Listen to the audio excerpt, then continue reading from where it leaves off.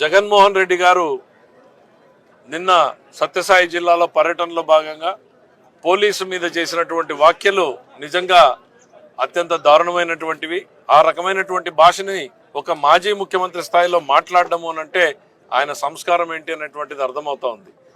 ప్రశాంతంగా ఉన్నటువంటి ఈ జిల్లాలో మళ్ళీ కులాల మధ్య, వర్గాల మధ్య, లేకపోతే ఫ్యాక్షన్ని చిచ్చు రేపే రకంగా ఇవాళ వైఎస్ఆర్సీపీ ప్రయత్నం చేస్తూ ఉందన్నటువంటి విషయాన్ని ప్రజలందరూ కూడా గుర్తుపెట్టుకోవాలి. అప్రమత్తంగా ఉండాల్సినటువంటి పరిస్థితులు ఉన్నాయి.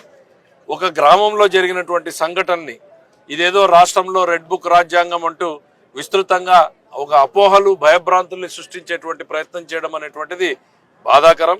ఇవాళ చంద్రబాబు నాయుడు గారు రాజకీయ కక్ష సాధింపులు లేకుండా ప్రశాంతంగా రాజ్యాంగబద్ధమైనటువంటి పాలన ఇస్తున్నారు. తప్పు చేసిన వాళ్ళు ఎవరైనా ఉంటే వాళ్ళ మీద చట్ట ప్రకారంగానే యాక్షన్లు తీసుకోవడం జరుగుతూ ఉంది.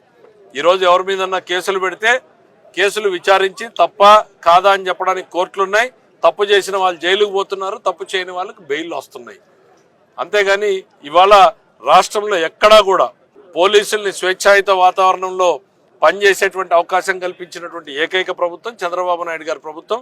జగన్ గారి పర్యటనలు రాజకీయంగా తన అస్తిత్వాన్ని కాపాడుకోవడం కోసం కులాల మధ్య, ప్రాంతాల మధ్య, లేకపోతే ఫ్యాక్షన్ని రెచ్చగొట్టేటువంటి వ్యాఖ్యలు చేయడం అనేటువంటిది సరైనది కాదు.